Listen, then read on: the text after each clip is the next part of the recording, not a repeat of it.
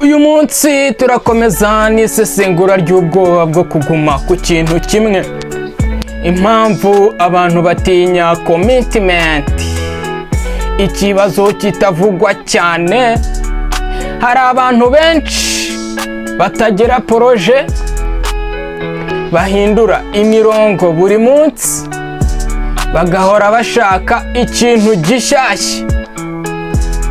Iyo babajije impamvu, bakubwira yuko bashaka kwifungura, badashaka kwifungira ahantu hamwe. Ariko ikibazo buriya si freedom, ikibazo nyacyo ni iki? Ubwoba bwo kwiyemeza. Uyu munsi tugiye gusesengura impamvu commitment iteye ubwoba ku bantu benshi. Commitment ishobora kugaragaza ukuri iyo wiyemeje ikintu kimwe, ntugira aho uhungira, excuse ziragabanuka, amakosa yawe arigaragaza. Iyo urebye abantu benshi batinya commitment kuko irabashyira mu cyuho,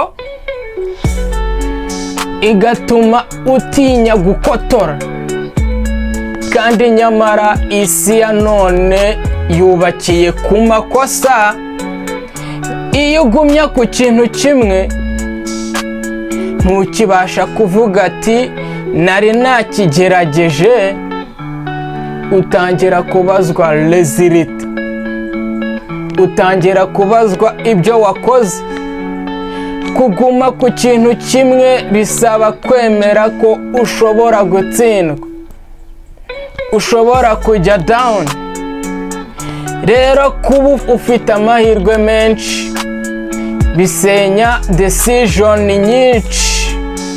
Isi ya none ituma ushobora guhinduka ndetse no guhindura anytime. Ushobora gutangira ikindi kintu bundi bushya, nta gitutu cyo kuguma kuri cya kindi watangiye mbere. Iyo urebye, iyo amahitamo rero ari menshi cyane, decision yawe igenda iba nkeya, ikagenda igabanuka, ukita kuri ya yindi wahisemo bwa mbere. Abantu baguma hagati,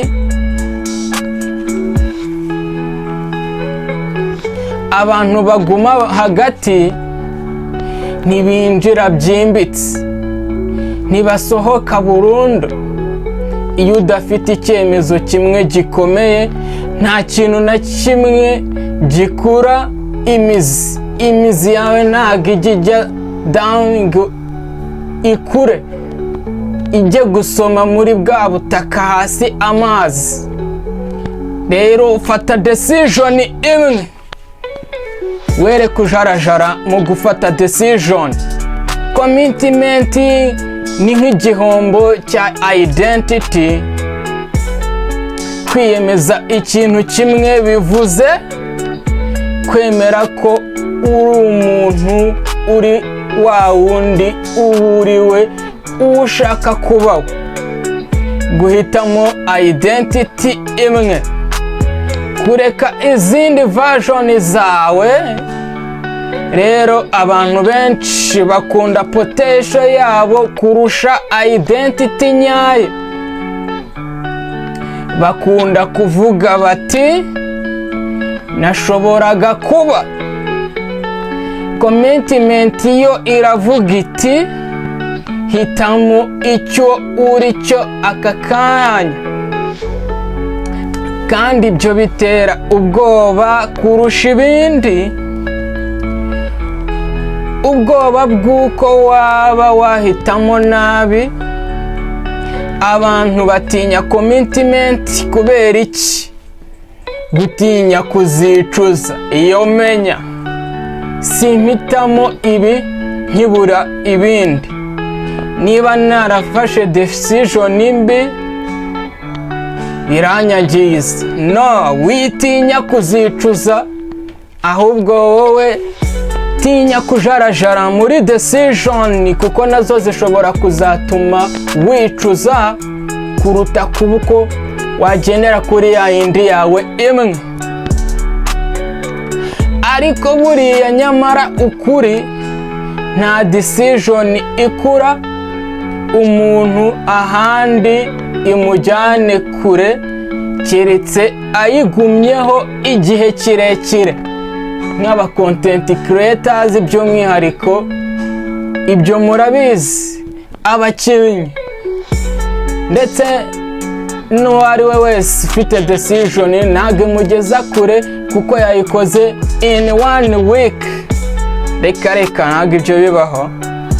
Ntushobora kumenya niba ariyo nziza utarayitayeho igihe kirekire, utarayimazeho igihe kirekire, kuko ugera muri cya gihe cyo kubona ibyiza byayo ukayihunga, ukayireka, ukajya ku yindi. Ingaruka zo kutiyemeza, iyo commitment ibuze na progress yawe irahagarara, confidence yawe iragabanuka, umuntu abaho mu guhora atangira. Icyangirika cyane si amahirwe, icyangirika ni ubushobozi bwo kubakira story yawe ifatika kuri ya decision wafashe. Abantu bagira story si abakomeye, ni abafashe icyemezo cyo kuguma kuri wa mwanzuro bafashe.